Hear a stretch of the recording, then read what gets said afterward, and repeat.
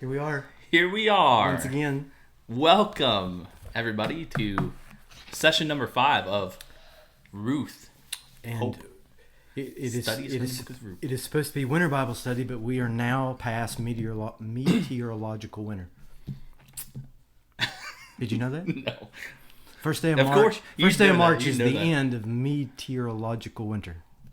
I can't say that word very well tonight.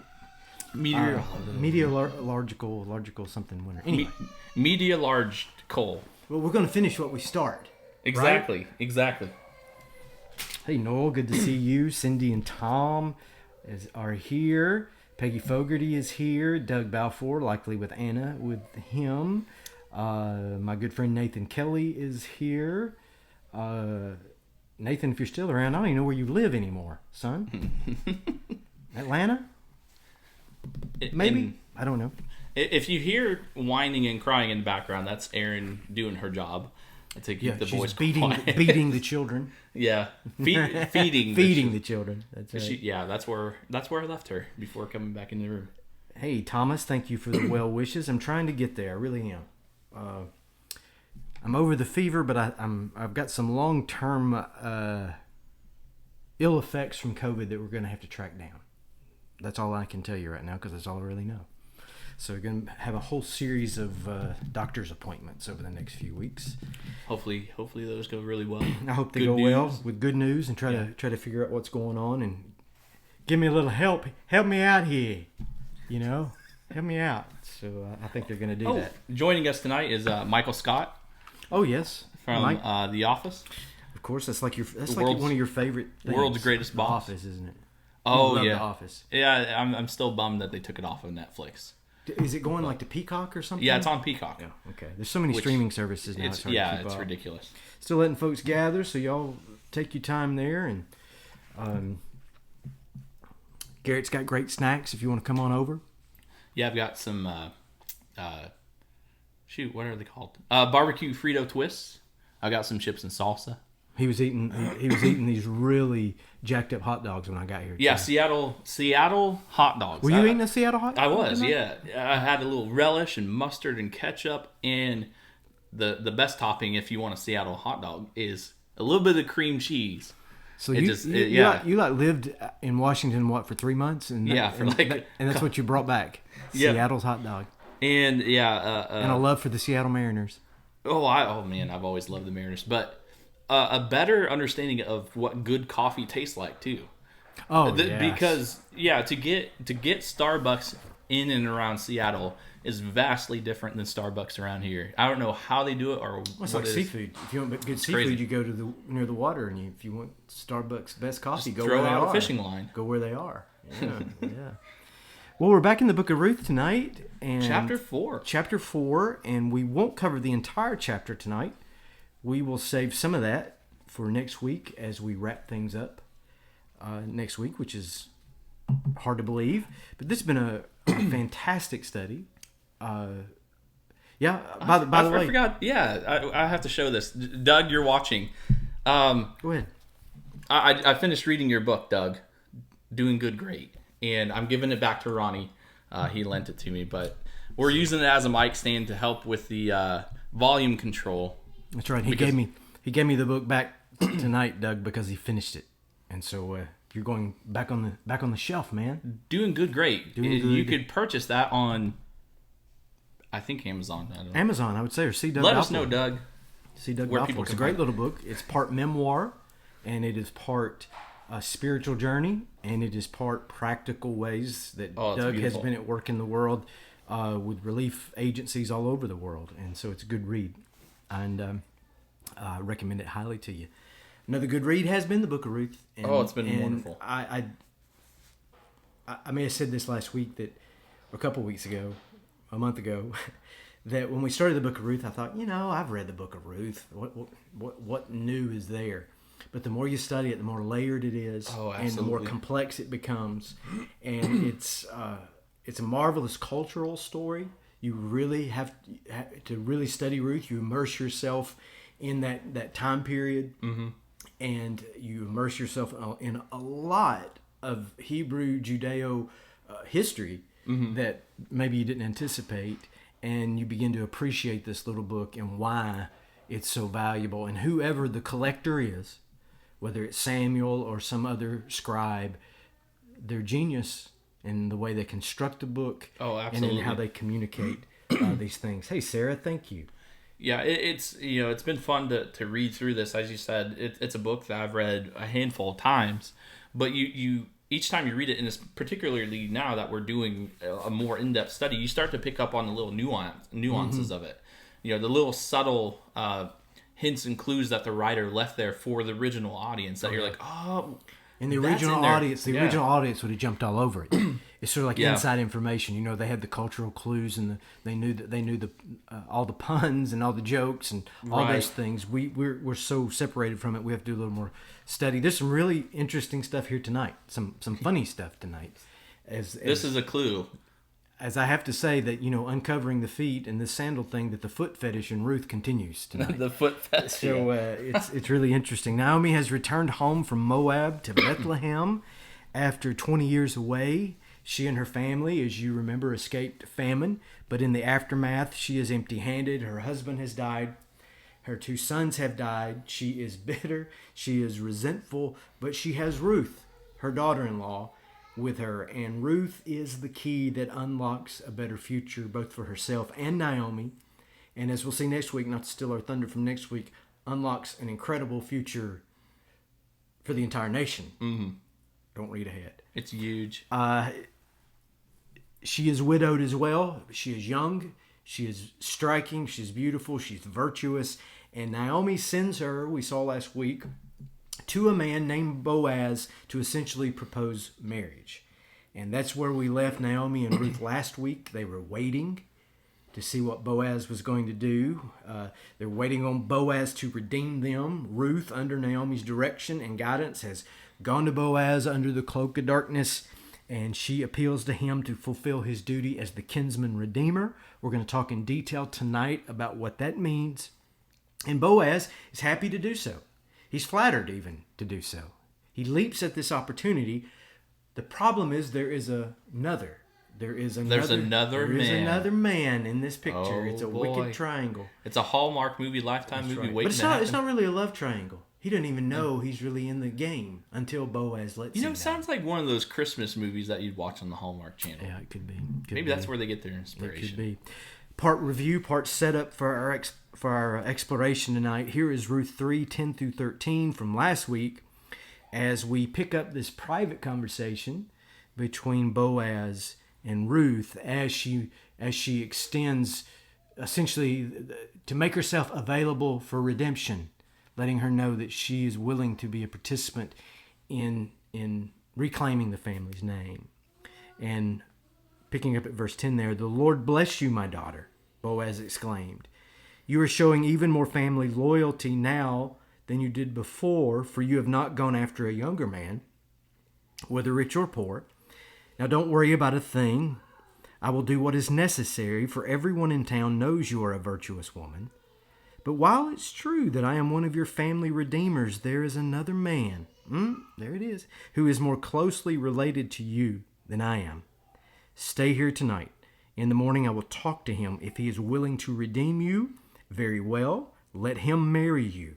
But if he is not, then as surely as the Lord lives, I will redeem you myself." And then the text about waiting, verse 18, we pick up. Ruth chapter 3:18. "Then Naomi said to her, 'Just be patient, my daughter, until we hear what happens. The man won't rest until he has settled things today.'" And it is the settling we explore tonight. The solution, the resolution is what we've entitled tonight's session. These 3 major characters, Naomi, Ruth, Boaz, they've all been circling around in each other's orbit for the duration of the book, but now it's all beginning to come crashing together in a very good way. And there's some more of these strange and fun ancient customs to discover again tonight as well. So we begin with Ruth chapter 4, verse number 1. We actually ended the session last week with it, where Boaz went to the town gate and he took a seat there. It's the same Hebrew word as Naomi uses when she tells Ruth to be patient, take a seat, settle. And so verses 1 through 4, I'll let you read that, Garrett. Yeah, if it has any funny names, No, you're okay on this one. I'm good. It's the next one or two. Starting verse 1, Boaz went to the town gate and took a seat there. Just then the family redeemer he had mentioned came by, so Boaz called out to him, "Come over here and sit down, friend. I want to talk to you." So they sat down together. Then Boaz called 10 leaders from the town and asked them to sit as witnesses. And Boaz said to the family redeemer, "You know Naomi, who came back from Moab. She is selling the land that belonged to our relative Elimelech. I thought I should speak to you about it so you can redeem it if you wish. If you want the land, then buy it here in the presence of these witnesses.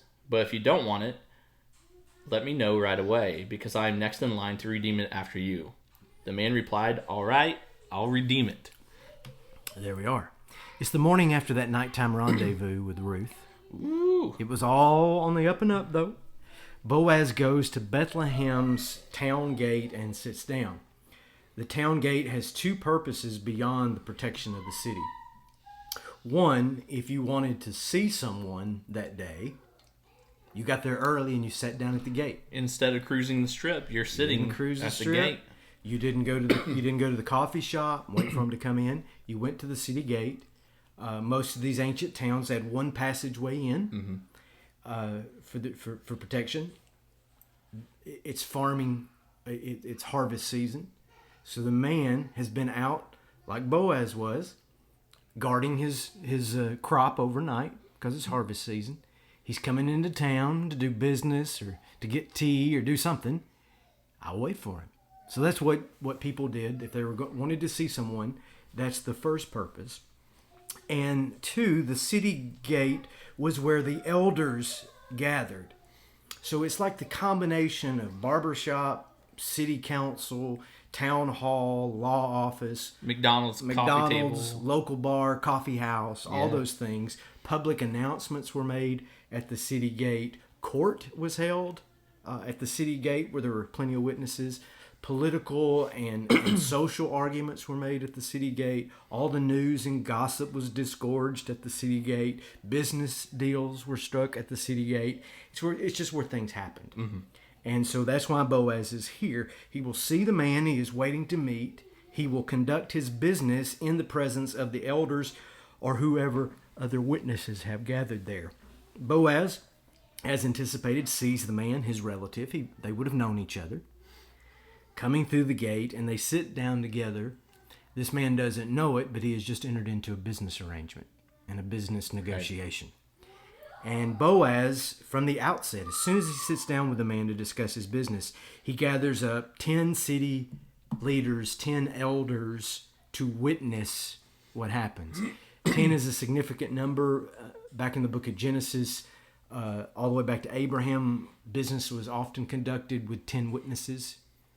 10 is a number of completion. The 10 Commandments, the 10 plagues, the Day of Atonement was on the 10th day. The tithe is 10%, so on and so forth. So it's a symbolic number of completeness. And Boaz tells his cousin here, or however they're related, look, you got a chance to redeem Elimelech's land because Naomi's going to sell it. And that was part of the redemption, is that whoever redeemed it purchased it. And the widow got the money. Mm-hmm. That's part of... But it becomes his property. It becomes his property. And so he's like, oh, and hey, this is good for me. He becomes his property. But the widow, the surviving family member, gets the money in order to have money to live on. Yeah. Because her, in this case, substance is gone. She doesn't have a husband who or sons that will farm this land.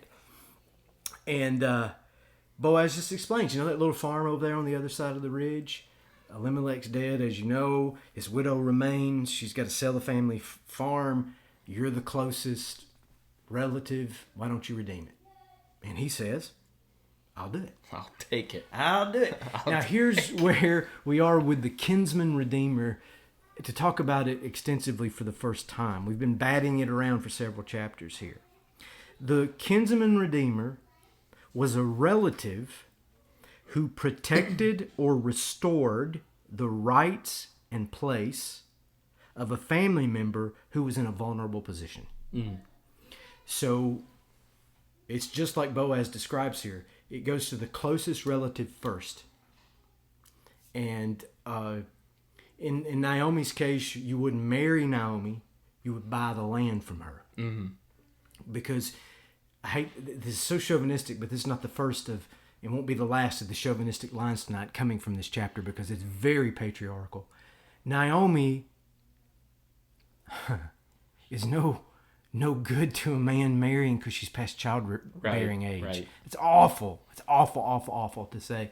But in that culture, the women needed to produce sons. That's just how it was. And it's ugly for on our contemporary ears and eyes, but that's the way it was. Naomi is in an endangered position. No husband, no caregivers for her future. She does have this piece of land. That's all she has. That's all she has. Besides, she's a woman in a chauvinistic culture, patriarchal culture. She has no rights. She has no place. She has no future without a Redeemer who will restore to her some dignity. And if it was just her, if Ruth had not come back with her, and it was just her, the story probably ends right here. Yeah. This Redeemer buys the land. She gets this. Hey, Carolyn, come on in. You haven't missed too much there. Glad you made it. Sorry you're doing taxes all day. I'm really sorry for you, but I know you do that. This won't be taxing for you at all. No, and I know you do that as a service. And that's dad joke. If you don't, that's dad joke number one. If you don't know what Carolyn Mullins does, she volunteers here in the local community to help people file their income taxes. Older people that maybe don't understand the tax laws, and Carolyn Mullins, after snapping the whip up there at Fort Rucker as a contractor all those years, keeping order of soldiers, she does this very well, and I've seen her do it. So Carolyn, thank you for your hard work, and thanks for joining us tonight. So the story might end right here if it wasn't for Ruth's sake. Naomi would get this payout. The land would be gone forever to this man. It would be in the family, but it would be gone. Right. But she would at least have the means to survive, God willing, for the rest of her life, or at least, a large portion of that life. Let's look at some of the Redeemer's responsibilities straight from the Torah. And you don't have these scriptures printed for you, but if you listen to these, the first one comes from Leviticus 25. In fact, all of these come from those books that we don't always read: Leviticus, Deuteronomy, Numbers. So Leviticus 25 says this: if one of your fellow Israelites falls into poverty and is forced to sell some family land, then a close relative should buy it back for them. That's an interesting twist. And this is really the exact situation that Naomi faced. The family redeemer can buy it, and she can get the money. If he was a male and he lost this land, it would be the redeemer's responsibility to go try to get it back. Because again, it is set up in a way to protect the dignity of the family. Right. That no one falls so far down through the cracks that they can't get back up. It's really, it's a beautiful social responsibility thing for these families. And then Leviticus 25, again, this is really interesting. Suppose a foreigner or a temporary resident becomes rich while living among you. No problem. If any of your fellow Israelites fall into poverty and are forced to sell themselves to such a foreigner or to a member of that foreigner's family, they still retain the right to be bought back. Even after they have been purchased. They may be bought back by a brother, an uncle, or a cousin. In fact, anyone from the extended family may buy them back. If you were so in debt, or if you were so behind that you think, I'll never get out of this, you could in those times go offer yourself in servitude to somebody. So you would live where they told you to live. You would do the work that they told you to do. You would be fed. You would be housed. And anything that you would make as far as salary would actually go to your debt collectors. Right.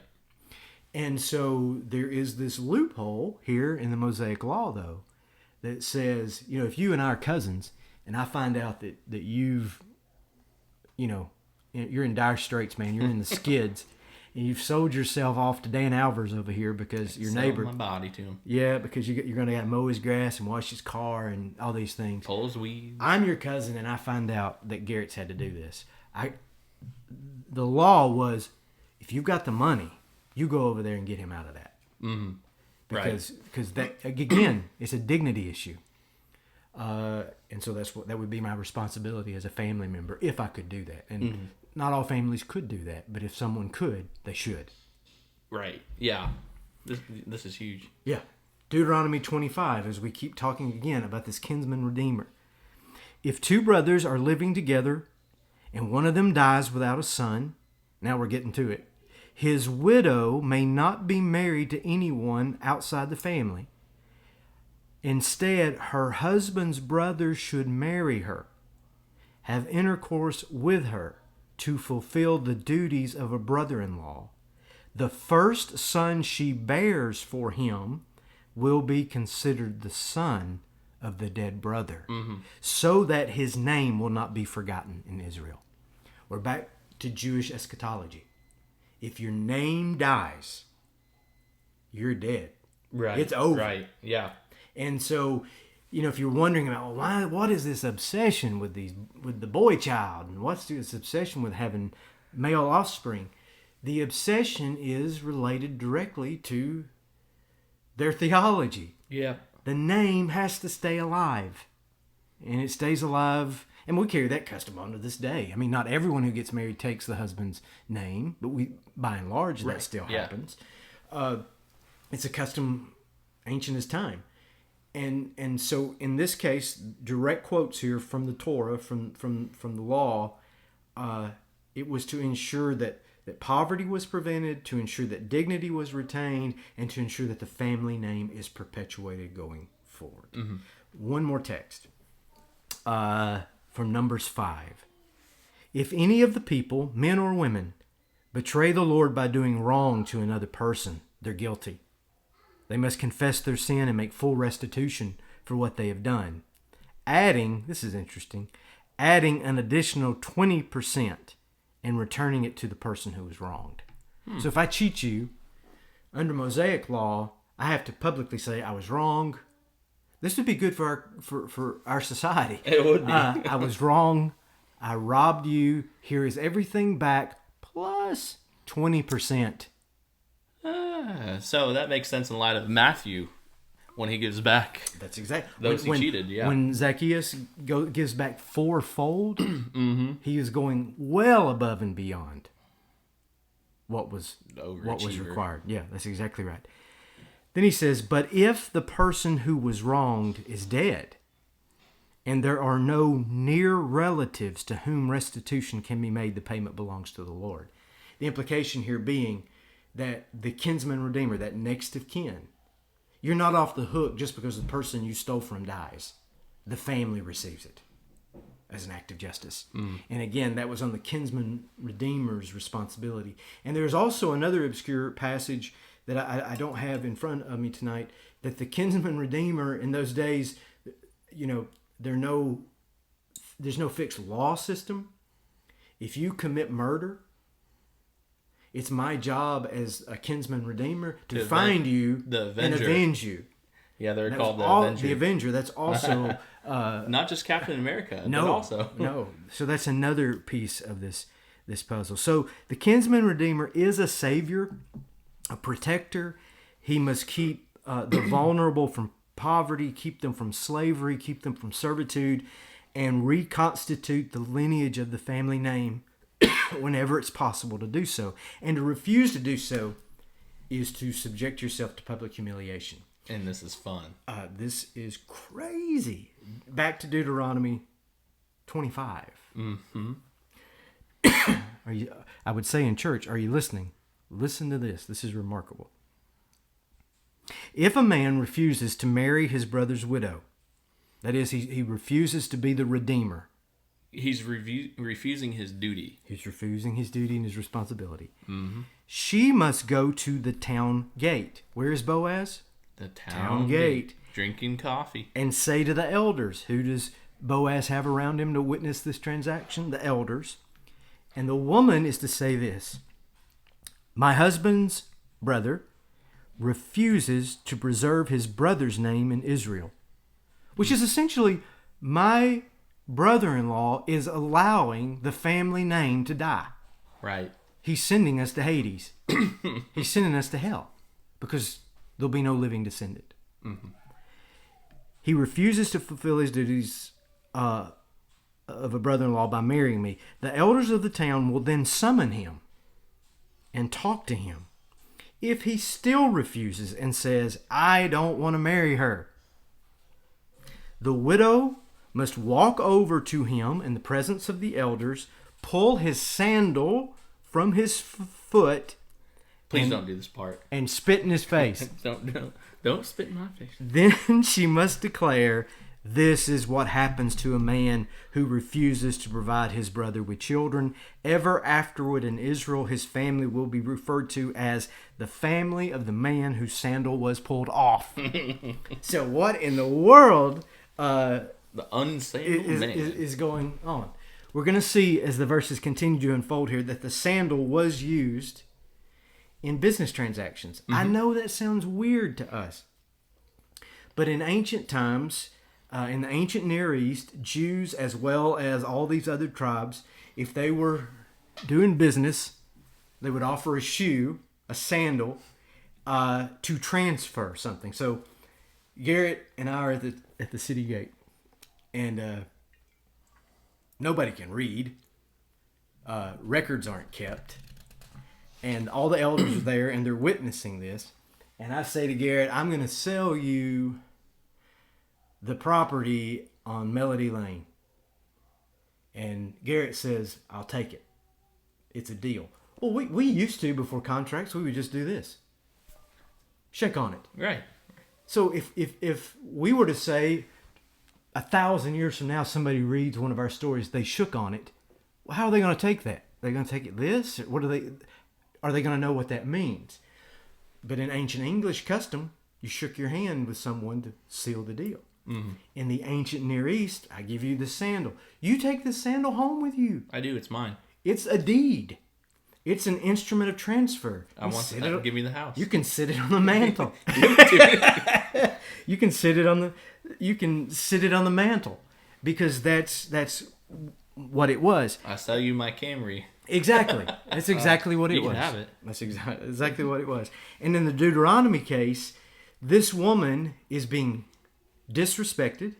She's being left vulnerable. Mm-hmm. And as chauvinistic as this society is, they still leave these loopholes for the woman to protect herself, even if she won't be protected. Right. This is bold. She goes down to the city gate. He doesn't give the sandal to her. What, did you see it? She goes and takes it. She takes it off of his foot. What does that mean? I'm taking the responsibility that you had, and I'm taking any rights you had over me, and I'm taking it onto myself. I'll go find me a man. Thank you very much.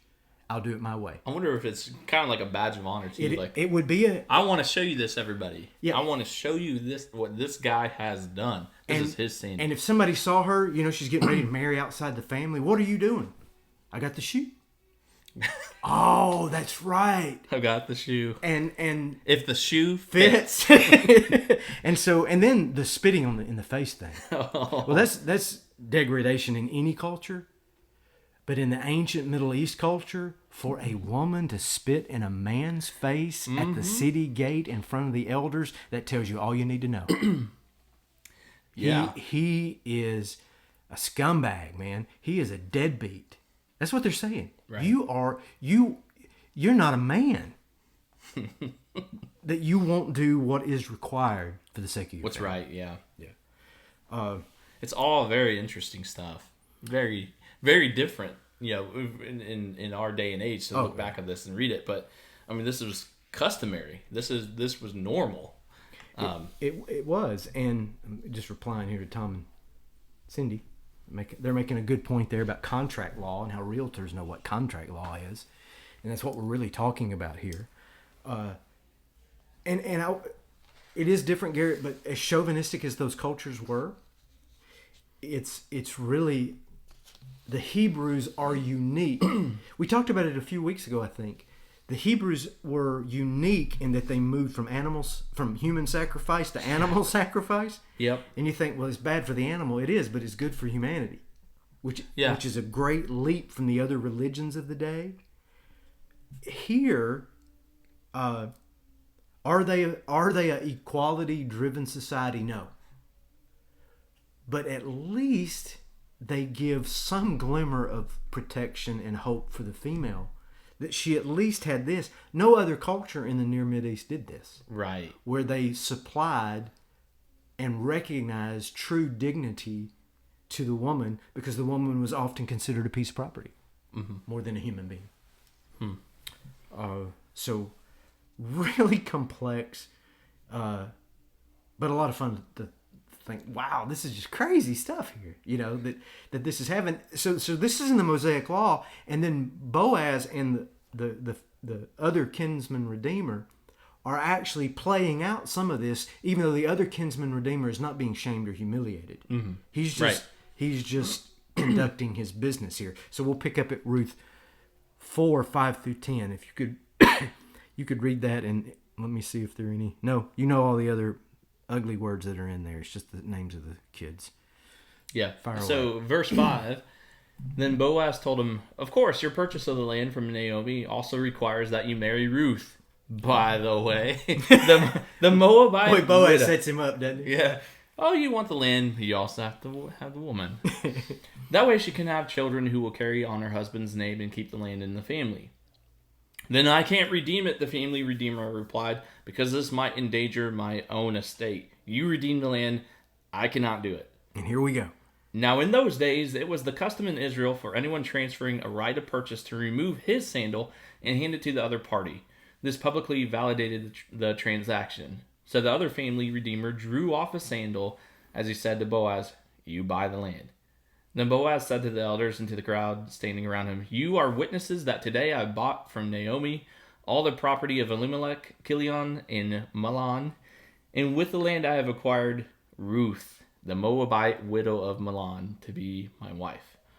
This way she can have a son to carry on the family name of her dead husband and to inherit the family property here in his hometown.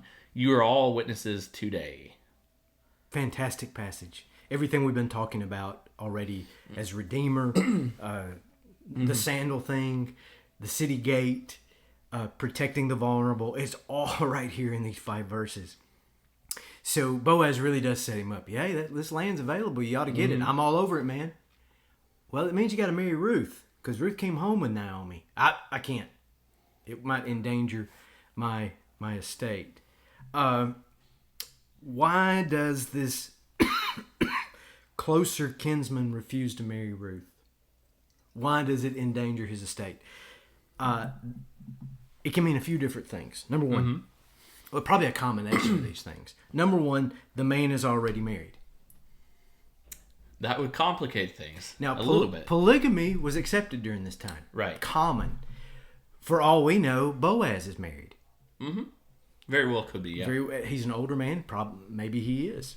Maybe he's just a late bloomer. We don't know, but he's probably married. If this guy is already married, maybe he don't want to upset the family order that he has. That's obvious. I can't do it. I cannot do that. 2, to redeem the land meant buying it, which is something he is willing to do. So even if he has to mortgage his own land, he's going to buy this land. But it would also mean taking Ruth and Naomi in as dependents for the rest of their lives. Yeah. He's not willing to do that. That's huge. That's huge. He's not willing to. I got enough money to buy the land. I don't know if I have enough resources to feed 2 more adults for the rest of my life, their lives. And so it simply may mean that he doesn't have the financial muscle to do these things. I just can't have that multiple dependence. 3, it's possible that Ruth's nationality has something to do with it. Mm-hmm. Yeah, if you guys notice, we said this like in session 2. Pay attention to every single time it mentions Ruth. The usually, Moabites. yeah, it's usually accompanied by the Moabite or widow, or it's just a constant reference to who she is at the core. Tom and Cindy keep having great comments, so make sure you read the comments while we're going here. Tom says this is why you buy a title policy. It's when you get a title insurance on your property when you buy it. So some crazy stuff like this. Instead of one sandal, it's 2 sandals. Racism is a sin as old as time. We didn't invent it. Right. And it could be that this guy, he may not be a racist, but what if his father or father-in-law is? Yeah, don't forget who the Moabites are in the story. They're the sworn enemies of the Israelites. The book of Judges. This is all in the time of the Judges. Right. So it could be that. And 4, if he redeems the land and marries Ruth, and this is a big one right here. Let's say... Thanks, Tim. Tim chimes in. Hey, buddy. If he redeems the land and married Ruth, and they have a son, he's bought the property, he's married Ruth, she's had a baby boy. Guess who gets that land? Baby boy. It's his. Because that child is Milan's child. Or even, here's a hypothetical, because we don't know anything about this Guardian Redeemer's family or what's going on. We have these possibilities. There's the potential that he might actually have a son of his own. Mm-hmm. And so if he fathers another child that becomes then Ruth's, the heir to Milan, if his son dies, he becomes the heir to the entire family estate. Right. So basically it's that's lost. Right, and that jeopardizes his inheritance. Mm-hmm. And so there's a lot. This is a complicated business deal. It's not as easy as, oh, here's this beautiful woman, you want to marry her? This guy's all, this likely all those things we just talked about are in play. Likely, there's a financial strain. Mm-hmm. This would upset my happy little simple life that I've got. My crazy father-in-law hates the Moabites. He's the, he sits and watches television at night and complains about them. If she has a son, I could lose everything. My family could lose everything to this boy that I would conceive with a Moabitess, because that's Milan's son. Now, if she has a second son, that son belongs to him. Mm-hmm. But it's the firstborn always the firstborn right. that is in line. What's interesting, too, because you shared the Deuteronomy passage, a lot of what that is referring to is the brother-in-law's role. Now, from what I was reading and understanding, based on what you're saying, one might conceive the idea that Ruth then should go down and take the sandal off and spit in his face. But he's not the brother-in-law. But he's not the brother-in-law. He is a kinsman redeemer, but there's enough distance right. that it doesn't mean the same thing. Right. The duty falls to him, but not the obligation. Exactly. He can literally say, I don't want to be involved. Now, that's on his conscience, because you're leaving them destitute. And it's why Boaz's role here is so important. Boaz isn't trying to... He's not trying to humiliate him. He's not trying to humiliate the guy. He's not trying to shame the guy. He's not trying to embarrass him. I think that's the big point. He's just saying, if you're not going to do your part, I'm going to. Right. If you're not going to fulfill this role, I will. And as soon as he says that, the guy takes that sandal off and hands it to him. Here you go. Go get him, Tiger. Yours. Go get him, Tiger. Because the deal is it's just a bridge too far for this guy. And we can't blame him. I mean, he's not done anything wrong. Exactly, yeah. He too is a person of integrity. Mainly because Boaz is waiting in the wings. Mm-hmm. They're not going to go hungry. Boaz just wants to line it up right and do it by the book. And what's interesting, I don't remember the exact verse, but we get the picture of Boaz from the very beginning that he's been a man that's been very prosperous in his endeavors. So he's a person that could fulfill this role and complete it fully. Not just in taking in Ruth, but he had the means to be able to do it. And like the other guardian redeemer, he could refuse to do it, but he chooses to do the right thing, which tells and speaks into his character that we see play out throughout this whole story. Mm-hmm. You know, just he and Ruth are incredibly remarkable people. Rose, thank you, Rose, for that comment. I've seen that in several of the older translations as I was studying this week. She says, my translation says, lest I mar my own inheritance. I'm going to throw a monkey wrench into the works, is what he's saying. Yeah. Which speaks to all of these things here. This is a guy that sort of had his future lined up. And at first he thinks I can expand my farming enterprise. But when Ruth is attached to it, no, that'll just that'll monkey things up. I just can't do that. Mm-hmm. I just can't do that. That's a good catch there, Rose. A very good one. I just had a thought before Rose said that. The Guardian Ad Litem program where we did the interview at your table a few months ago. Yeah. In a real sense, that's a Kinsmen Redeemer type Oh, it really role. is. Yeah. I'm asking you to come in and protect this vulnerable child. Even the guardian is that word is what the Redeemer is doing as well. It's a you said something that caused it to flash through my memory right there. So, the final verses tonight from Ruth, verses 11 and 12. It's certainly not the last word. We got a little more to say, but boy, these are interesting verses here, and we'll get into them. Go ahead, sir. Then the elders and all the people standing in the gate replied, "We are witnesses. May the Lord make this woman who is coming into your home like Rachel and Leah, from whom all the nation of Israel descended. May you prosper in Ephratah. Yeah. Ephratah. My Bible doesn't tell me how to pronounce that. Ephratah. Even as long as I've been in ministry, there are still words in the Bible that make you go, "Oh, I know it." Ephratah. Be famous. Be famous in that plane. And may the Lord give you descendants by this young woman who will be like those of our ancestor Perez, the son of Tamar and Judah." Okay, a lot of names being. Tim Ryle says Boaz didn't want to be a heel.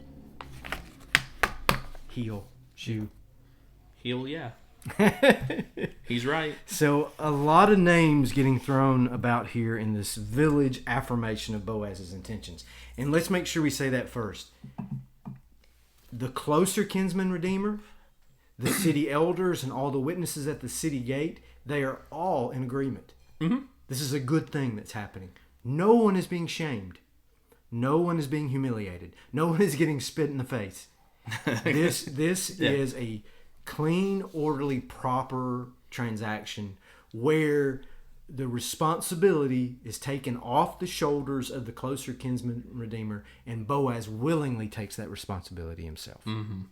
And then you get all these names. They say, "May the Lord make this woman who is coming into your home like Rachel and Leah." Mm-hmm. Who are they? They were sisters. And it is... I saw that. Tim, you have no soul. Says Doug. S-O-L-E. Doing good, great, Doug. Do good, great, Doug. So, Rachel and Leah are sisters. Let me tell you a story. Please. Focusing on you here. There was, was this guy named Jacob. Jacob.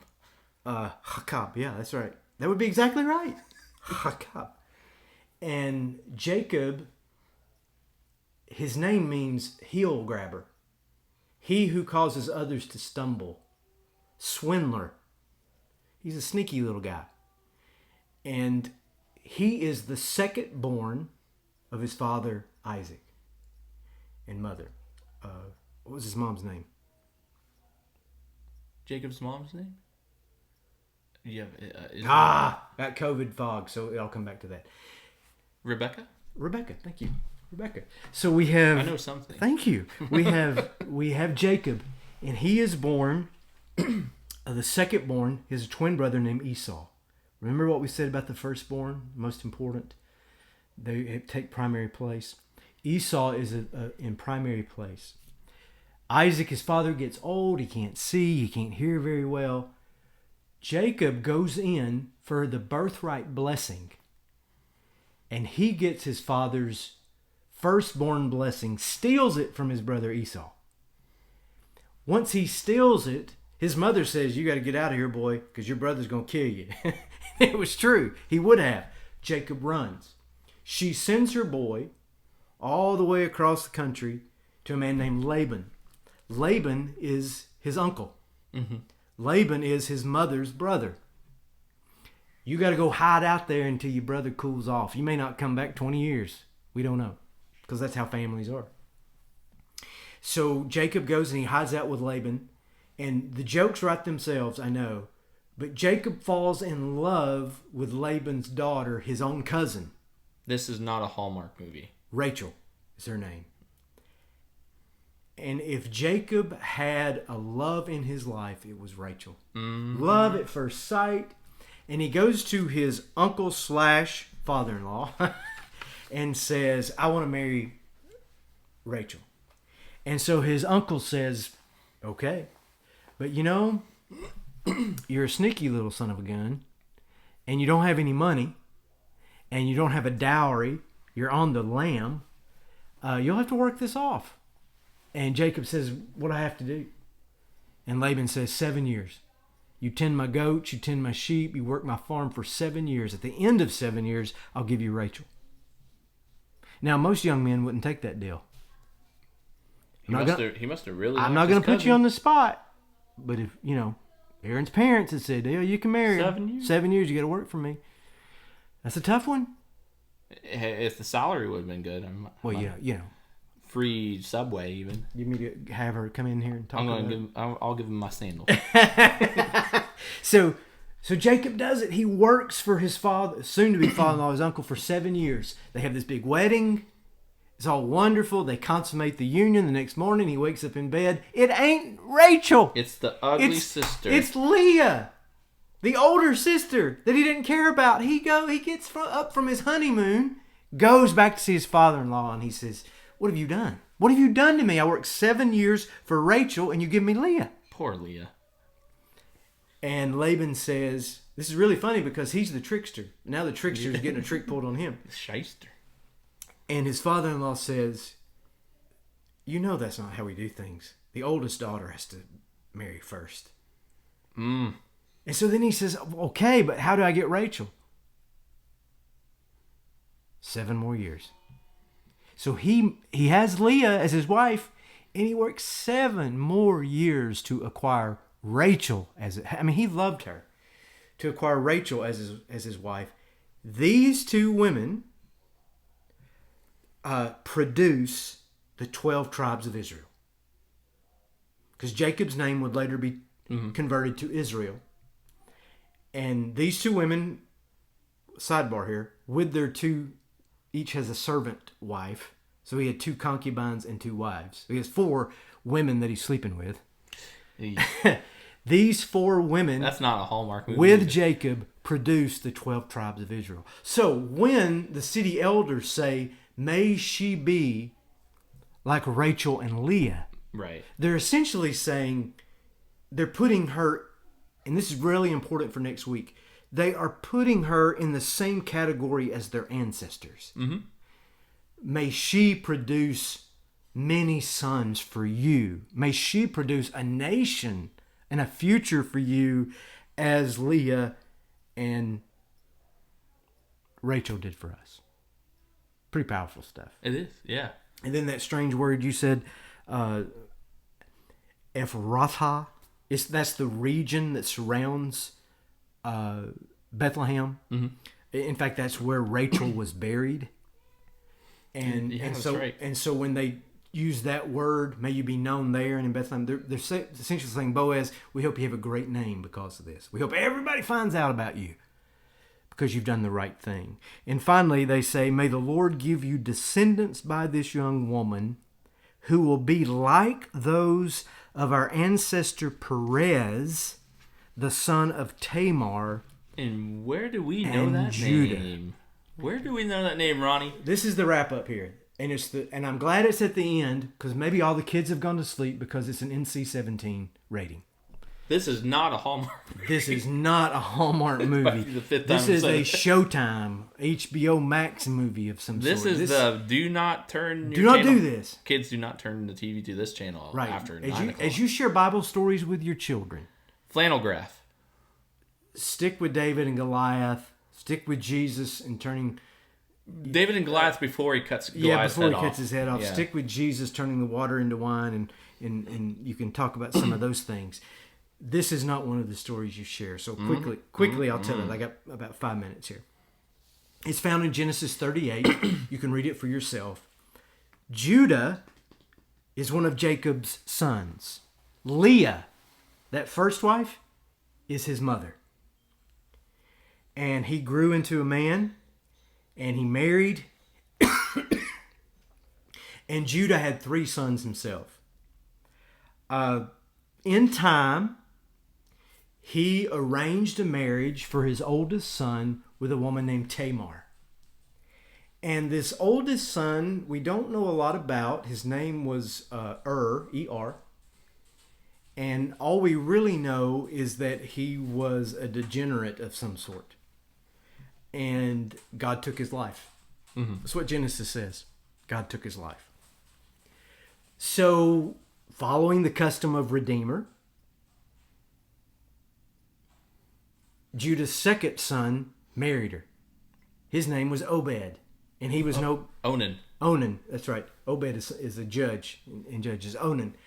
Onan is no better than Onan is not only a despicable man, he won't have intercourse with Tamar to produce a child. He does it for pleasure. That's exactly right. Mm-hmm.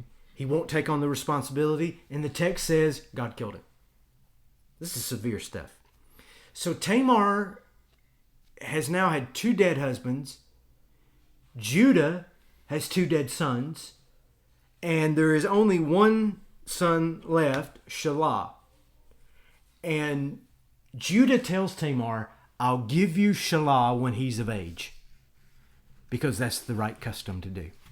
Well, Shelah grows up, becomes a man. Judah will not give him to Tamar to marry. Because in Judah's mind, Tamar is some witch that's cursed. She's killed 2 of my boys. I'm not going to let her kill my 3rd. Judah is not recognizing the fact that he has raised stupid boys, apparently. But well, it runs in the family a little bit. Runs in the family a little bit. And so he won't give Shelah to Tamar to marry.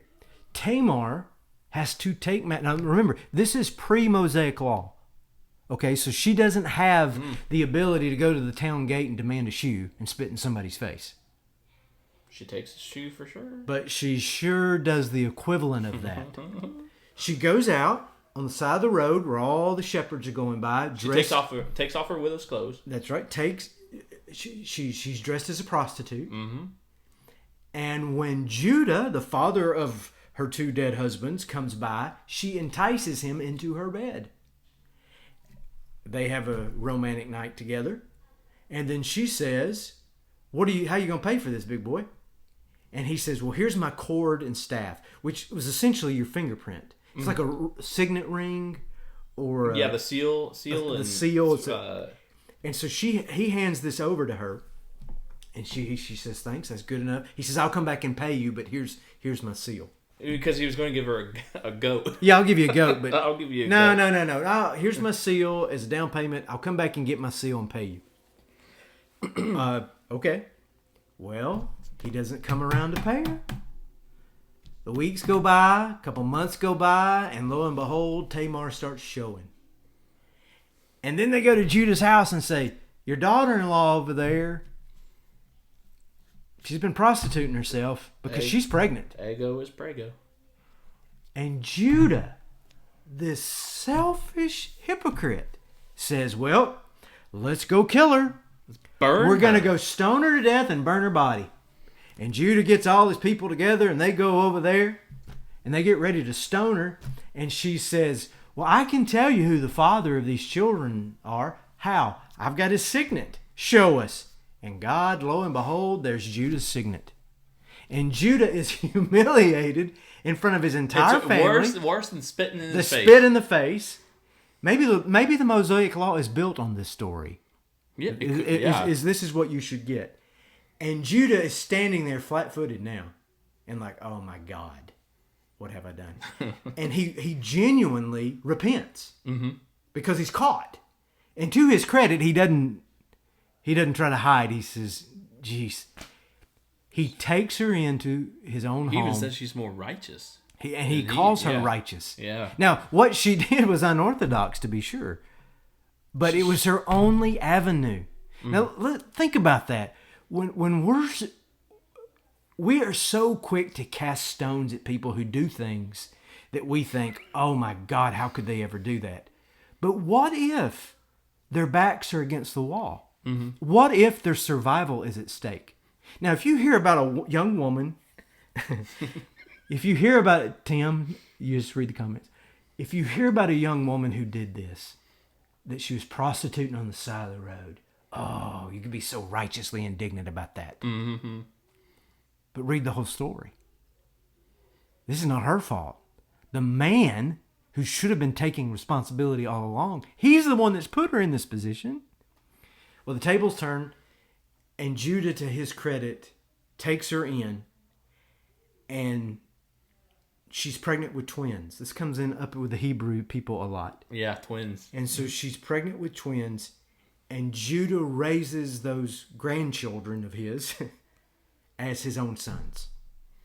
They essentially replace the two dead boys. Mm-hmm. Now, Shelah moves off into the northern regions of Israel, and we never hear about him much anymore. One obscure passage in the Chronicles or something. So Judah's life is bound up with Tamar's firstborn. His name is Perez. His name means to break through. And it's such a great story there, and I don't have all the time in the world to do it. But as these babies were in her womb fighting, the first baby sticks his hand out, and they put a scarlet ribbon around it. Yeah. his wrist. But then he pulled his hand back in, and Perez is born first. And so when they pull Perez out first, the midwife says, "How did you get out first?" That's what she says. And so he's named Perez, he who breaks free, he who breaks out. Mm-hmm. He's the firstborn, and Perez is the son of Judah, and he falls into the very lineage of the people of Bethlehem. Mm-hmm. And so when they say, "May you be as Judah and Tamar," they know the sordid story. They know that it wasn't a square deal, but they also know that good came of it. And so what they're saying to Boaz is essentially, look, she's a Moabite woman. We understand that. Mm-hmm. You're not the first in line. That guy over there is, but he's not going to do it. We understand that. This isn't going exactly as the Kinsmen Redeemer plan was drawn up, but you know what? It's never gone exactly like the plan's been drawn up. May you be blessed the same way that Judah was blessed, even though it wasn't the best deal, and it wasn't always fitted together right, but it worked, and good came of it. Right. And that's the blessing that the Bethlehem elders pronounced. And what's amazing in this, too, is you see the correlation of Tamar taking control in the same way we have in this story. Naomi takes control. Naomi and Ruth are taking control. And Ruth follows through with that. Yeah. Yeah. It's pretty wild. Yeah. Pretty wild. And it's a great saying, I've heard for years, well-behaved women rarely make history. Yeah. It's going to be the ones that do something extraordinary or outside the norm. And what Naomi does in the story of sending Ruth with the proposal is completely unheard of. But it worked. Right. It worked. Oh. And the elders of Bethlehem recognized that immediately. Here's a virtuous woman. She's a Moabitess. She's a virtuous woman. Here's Boaz, a good and virtuous man. He's not the first in line. He's a little older than probably a husband should be at this point. But this is going to work. Mm-hmm. And that sets us up perfectly for next week about the ramifications. So Boaz is in a position now to marry Ruth, redeem Naomi. What is that going to mean for them? What is that going to mean for Bethlehem? And dare I say it, what's it going to mean even for us today? That's how big this story becomes. I like it. Yeah, next week's going to be a lot of fun. And thank you for all the comments, even those that are off color tonight, because as the elders of Bethlehem said, it may not be a square deal, but it'll work. Exactly. Work. Thanks, everybody, for tuning in tonight. And we'll see you on Sunday in some form or fashion. And sounds good. This is really good. I got invigorated with this. I found a second wind doing this tonight. This is a fun book. Like we said from the beginning, there's so many layers to this. If you've been following along and reading it yourself and doing some studies, you'll begin to unravel those yourself. It's a wonderful text. Yeah, and if you got folks doing a Bible study on this kind of stuff later, just send these links to them. It's going to be on YouTube forever. Well, maybe not forever, but it's out there, and you can use it as a resource. Come back to it, and hopefully you can get something out of it. Thanks, people. We love you. Thanks for tuning in tonight.